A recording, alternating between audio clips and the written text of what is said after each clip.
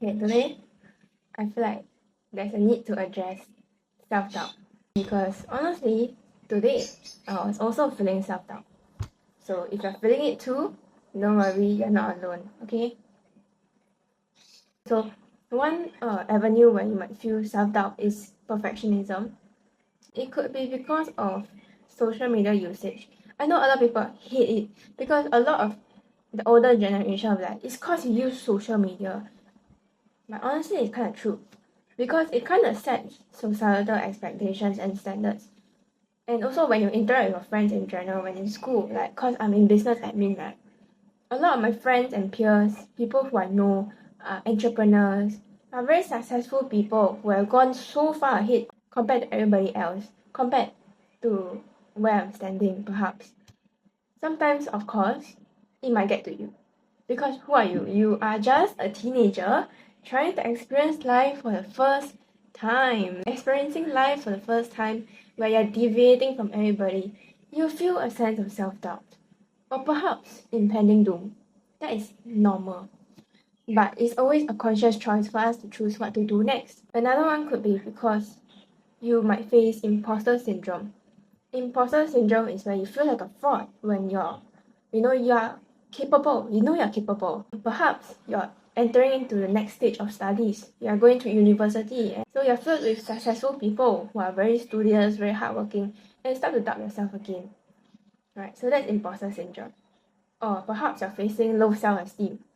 Or you haven't realized or come to accept your strengths and accomplishments. Right? You just don't see why you're of value or anything like that. I'm telling you that that's very normal. I also had a period of time in my life where I had very low self-esteem, where I couldn't see the value that I can bring to people. It's tough work because everybody's journey is not always the same. Maybe in 5 months' time, I might feel comfortable in my own skin, but it takes somebody else 2 months. You know, it is always a journey that is very hard to say, subjective. So, what actually worked for me? If you truly want to take action in terms of removing self-doubt most of the times, here's what I did. I practiced a lot on self-affirmation. And actually the whole thing is actually called shadow work. So shadow work is like touching into your subconscious or your unconscious. Because conscious is me talking right now. It's all the thoughts in my head. Subconscious is what I'm perceiving in my environment. It could be the sound from my fan. It could be my hair is moving. Unconscious are the things that you don't actively think about, or it takes somebody else to talk about it before you knew. So unconscious could be, you were just going around scrolling on TikTok, and suddenly something just said, you might suffer from self-doubt. And you're like, you're right. I never thought of that, and I would have never thought about that. Right? So moving on. So shadow work. It could be 5 avenues. It could be looking at yourself in the mirror and doing self-affirmation. So self-affirmation can look like providing yourself evidence of your competence, right? If you're a perfectionist or you feel imposter syndrome, it is not true that I am not able to do well in this class. It is not true. Why?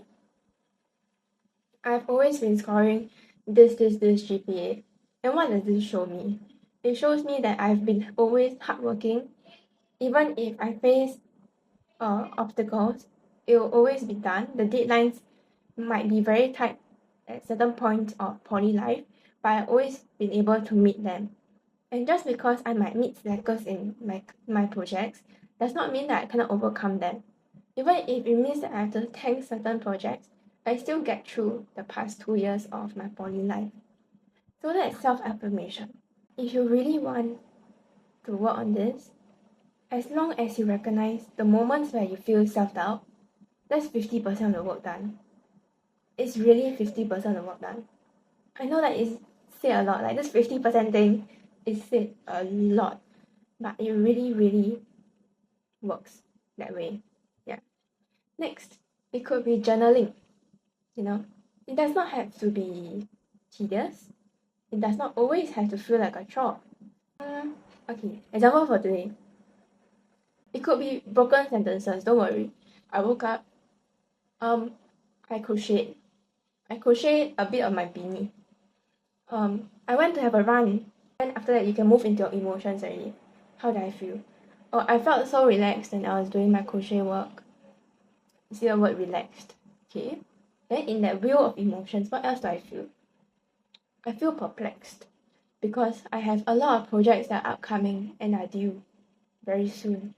I feel frustrated because I have to spend my holidays doing my projects. I feel happy that I get to be talking right now. Rather than happy, maybe I can use another word. I feel contented. Just need to keep practicing using more abstract vocabulary rather than happy, sad, angry.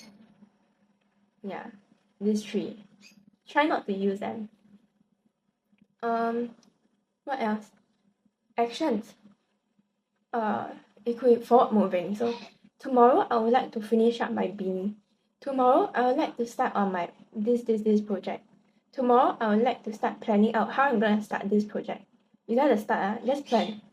That kind of moves to my point of starting small, right?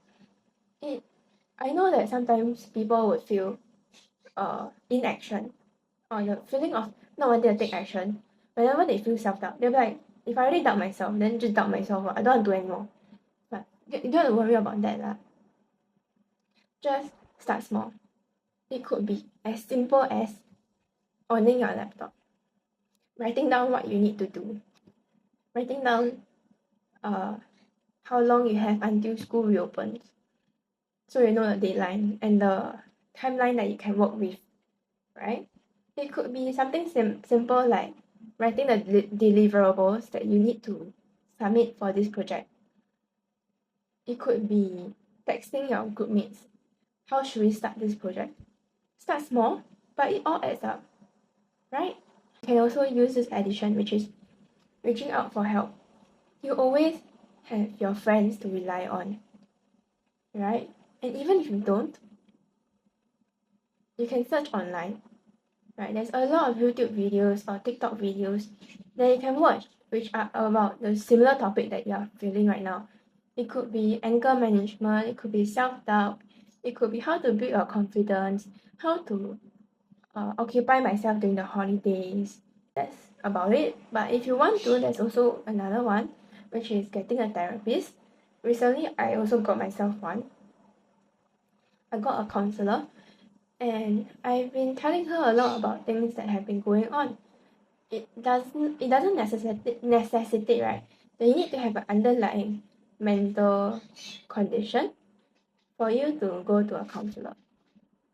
It could be problems or situations that you feel like it's a bit hard to dissect, right? It could be friendship problems, like why is this friend suddenly distancing herself from me?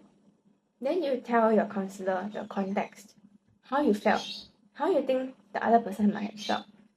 And she would probably be able to analyze the details for you and with you, so that when you're alone again in your own headspace, you're able to start to analyze the situation by yourself.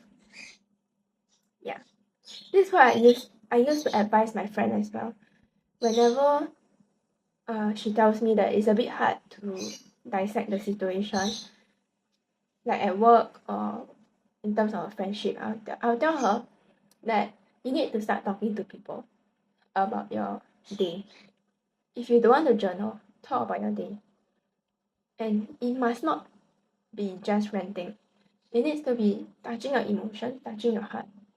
What could these actions throughout the day, what could the details mean? And ask for their opinions as well. But of course, you should only ask when you're ready to receive their feedback, because not all your friends will be able to tactfully and constructively give you feedback. Of course, your good friends will be able to hear you out, to be able to listen to your emotions, validate the emotions, and to go through that cycle with you.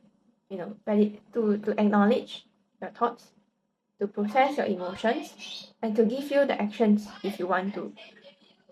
Not everybody will be willing to sit through that cycle with you, right? So another thing that could possibly help you is to remember your purpose in life. Purpose? What's life purpose? Isn't life purpose just about fulfilling your needs? Having food, water, shelter?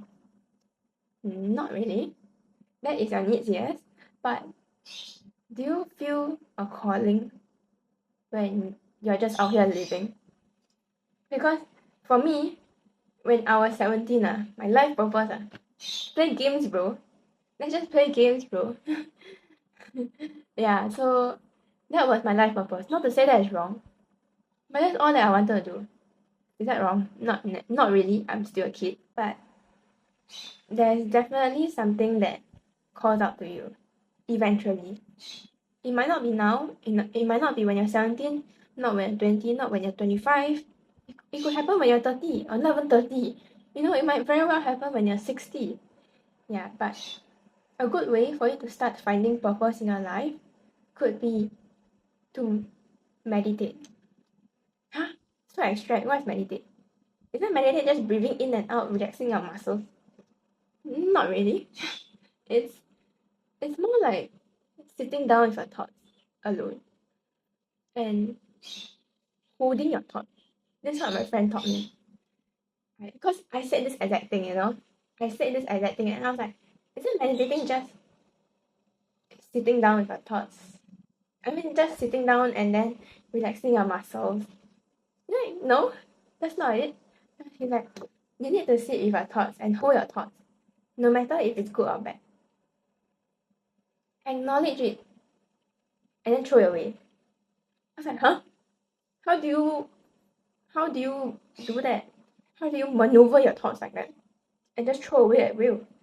But I guess it's just mental exercise. You need to keep doing it, right? It's just processing that thought.